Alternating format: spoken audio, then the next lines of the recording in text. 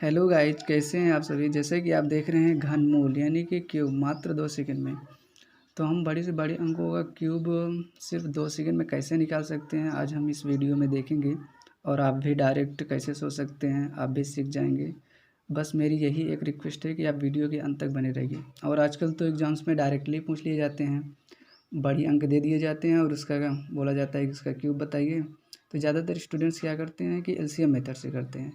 तो फिर उसका एलसीएम निकालते हैं, फिर 3 का पेयर बनाते हैं, तो काफ़ी टाइम टेकिंग हो जाता है। तो एग्ज़ाम्स में हमें डायरेक्ट कैसे सोच सकते हैं और इसको डायरेक्ट कैसे करेंगे, आज हम सीखेंगे। तो आइए वीडियो की शुरुआत करते हैं।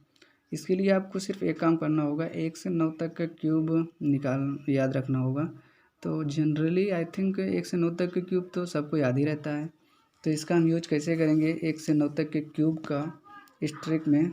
तो पहले हम 1 से 9 तक के क्यूब लिख लेते हैं।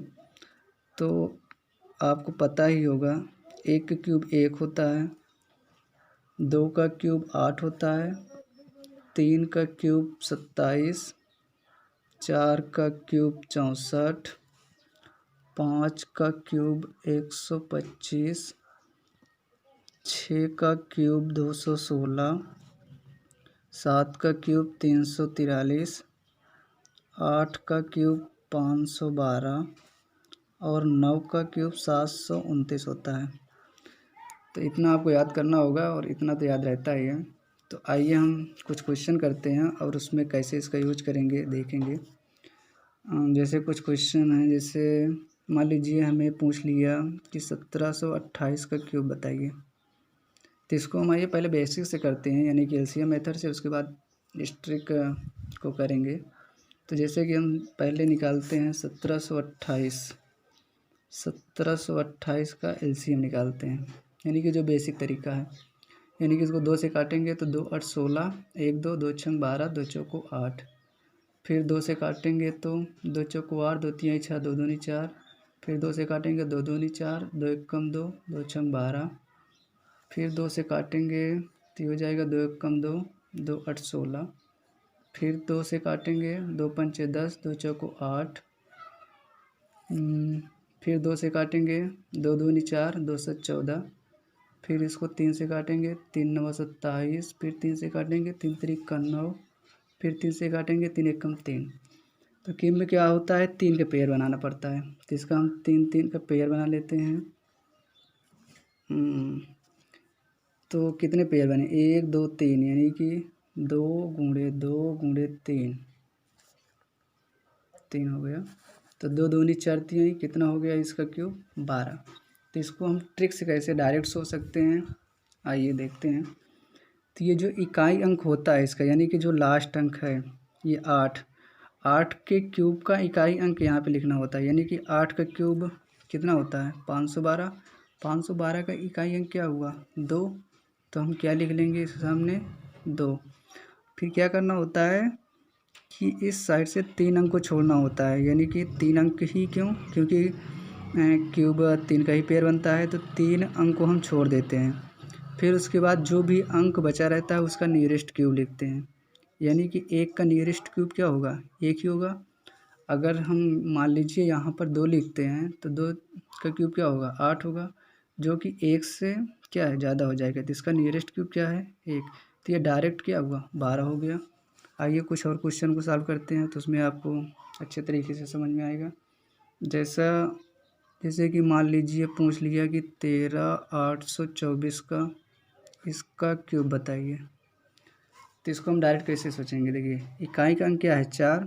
4 का क्यूब क्या होता है, आप देखिए 64। 64 का इकाई अंक क्या है, 4। तो यहाँ पे क्या लिख देंगे हम, 4। फिर क्या करते हैं, इस साइड से हम 3 अंक को छोड़ देते हैं। 3 अंक छोड़ दिए, बचा कितना, 13। तो 13 का हम नियरेस्ट क्यूब लिखेंगे। तो नियरेस्ट क्यूब क्या होगा, 2 होगा। 2 दूनी 4 दूनी 8, यानी कि 2 का क्यूब 8। अगर हम मान लीजिए यहाँ पे 3 लिखते हैं तो 3 का क्यूब कितना होता है, 27, जो कि 13 से ज़्यादा हो जाएगा। तो इसका नियरेस्ट क्यूब क्या होगा, 2। तो इसका क्यूब क्या हो गया, 24। ये हम डायरेक्टली इसे सोच सकते हैं। कुछ और क्वेश्चन देखते हैं, आइए। जैसे मान लीजिए कुछ और क्वेश्चन को हम देखते हैं। जैसे 39,304, इसका हमें क्यूब निकालना है। तो आप जानते हैं 4 का क्यूब क्या होता है 64, 64 का इकाई अंक 4, 3 अंक छोड़ दिए, बचा कितना 39, 39 का नियरेस्ट क्यूब क्या होगा 3, क्योंकि 4 अगर करेंगे तो 4 का क्यूब कितना होता है 64, 64 39 से ज़्यादा हो जाएगा, तो इसका नियरेस्ट क्यूब 3 यानी कि 34। तो जैसे कि आप यहाँ पे भी देख रहे हैं, देखिए यहाँ पे जैसे 32,768 है, तो इकाई अंक 8, 8 का क्यूब कितना होता है यहाँ पे देखिए 512, 512 का इकाई अंक क्या है 2, तो यहाँ पे क्या हम लिख लिए 2। फिर क्या करना है, इस साइड से 3 अंक को छोड़ देना है, यानी कि 3 अंक छोड़ दिए तो बचा कितना 32, 32 का उसके बाद हमें नियरेस्ट क्यूब देखना है। नियरेस्ट क्यूब क्या होगा 3, यानी कि अगर 4 कर देंगे तो 64 ज़्यादा हो जाएगा, तो इसका नियरेस्ट क्यूब क्या होगा 3, तो इसका क्यूब क्या हो गया 32। फिर ऐसे ही इसको देखिए 1,85,193 है, तो इसका इकाई अंक का क्यूब यानी कि 3 का क्यूब, यहाँ पे देखिए 3 का क्यूब क्या हो गया 27, तो 27 का इकाई अंक क्या है 7 है, तो यहाँ पे हम क्या लिख लिए 7।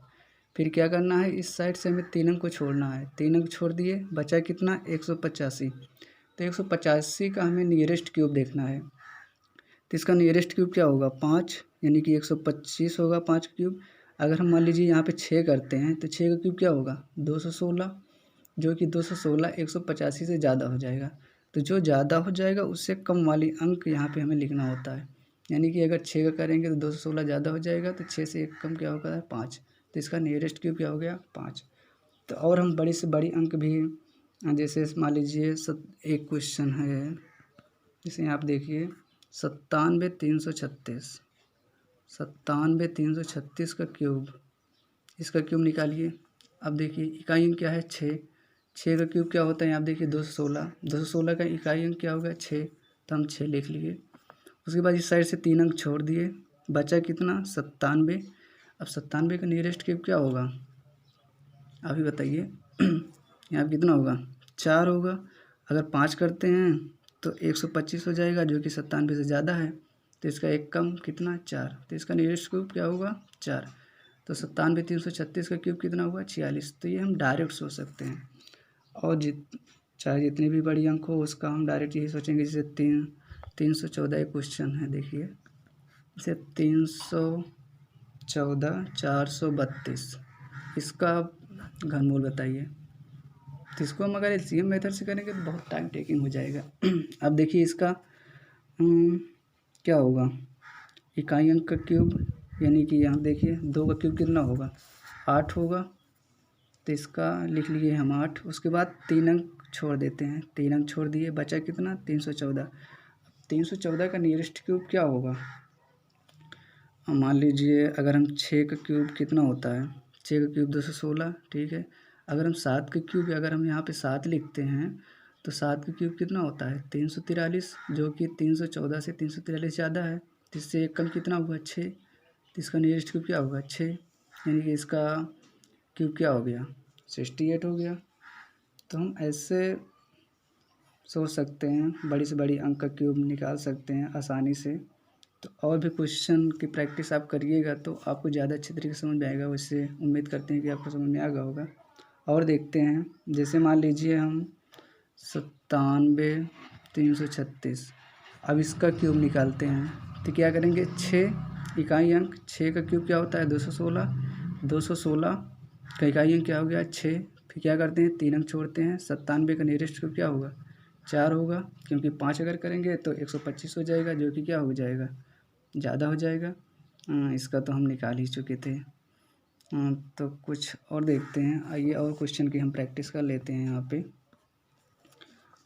जैसा कि आप और भी क्वेश्चन, जैसा कि 474 552, इसका क्यूब निकालिए। तो देखिए ये क्या हो गया 2 का क्यूब क्या होगा 8। उसके बाद क्या करेंगे 3 अंक छोड़ेंगे, बचा कितना 474। तो 474 का हम नियरेस्ट क्यूब देखेंगे। नियरेस्ट क्यूब क्या होगा, मान लीजिए अगर हम 7 का क्यूब करते हैं तो 7 का क्यूब 343, अगर हम 8 का करते हैं तो 8 का क्या होगा 512, जो कि 474 से ज़्यादा हो जाएगा। तो 8 से 1 कम यानी कि 7। इसका नियरेस्ट क्यूब क्या हुआ 78। तो इसका क्यूब क्या हुआ 78। तो हम ये डायरेक्ट क्वेश्चन ऐसे कर सकते हैं। और भी देखिए, जैसे प्रैक्टिस कर ही लेते हैं क्वेश्चन का। जैसे 49 13 है, तो इसका हम क्यूब देखिए, 3 का क्यूब क्या हुआ 27। 27 का अंक क्या हुआ 7। 3 अंक छोड़े, बचा कितना 4। 4 का नियरेस्ट क्यूब क्या होगा, अगर हम 2 लिखेंगे 8, जो कि 4 से ज़्यादा हो जाएगा तो क्या होगा 1 ही होगा। अगर हम 2 करते तो 2 का क्यूब 8 होता है, जो कि 4 से ज़्यादा हो जाएगा, तो उससे कम ही वाला ही होगा, 1 नियरेस्ट क्यूब होगा यानी कि 17। इसका क्यूब 17। तो आई थिंक उम्मीद करते हैं कि आप लोगों को ये समझ में आ गया होगा और ये वीडियो पसंद आई होगी। और अगर ये वीडियो पसंद आई हो तो लाइक करिएगा और शेयर भी करिएगा और चैनल को सब्सक्राइब कर दीजिएगा, ताकि अगर हम कोई वीडियो ऐसे ही ट्रिक्स के साथ लाएं तो नोटिफिकेशन आपको मिल सके। तो उम्मीद करता हूँ कि आपको अच्छा लगा होगा। तो मिलते हैं अगली वीडियो में, तब तक के लिए बाय बाय, टेक केयर।